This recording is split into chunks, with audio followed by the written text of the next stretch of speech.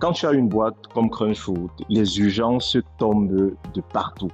Toutes les 10 minutes, tu as quelque chose qui arrive.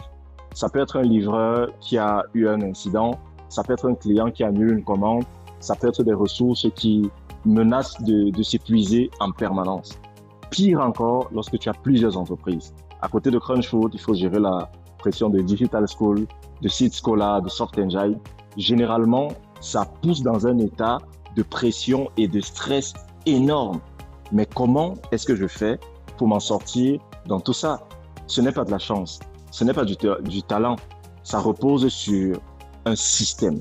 La seule chose qui puisse te permettre de gérer une journée sous pression, une journée intense, c'est un système que tu mets en place.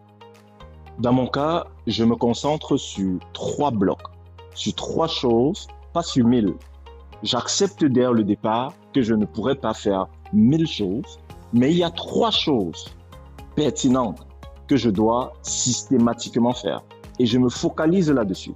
Je divise ma journée en blocs de 3 heures et dans chaque bloc, je vais me focaliser sur quelque chose de très précis.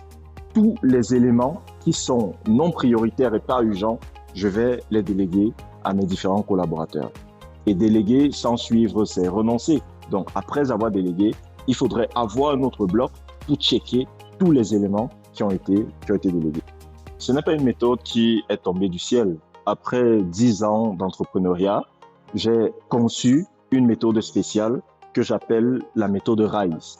Ça me permet de rythmer mes journées et de rester productif. R, c'est pour la rigueur. Il n'y a pas d'excuse. Je ne m'autorise aucune excuse. I, l'intention. Il faut être intentionnel parce que rien n'arrive au hasard. Le hasard doit toujours être tourné à notre avantage. Et pour que le hasard soit tourné à notre avantage, il faut être intentionnel. S, c'est pour la stratégie et la tactique. On ne peut rien construire de durable sans stratégie. On ne peut pas se laisser porter au quotidien et espérer avoir des résultats maîtrisés. Si on veut des résultats maîtrisés, il faut maîtriser un certain pan de la stratégie. Et le E, c'est pour l'énergie. Il faut maintenir un flot d'énergie constant au long de toute la journée. Ça ne sert à rien d'être un guerrier épuisé sur le champ de bataille. Ça ne sert absolument à rien.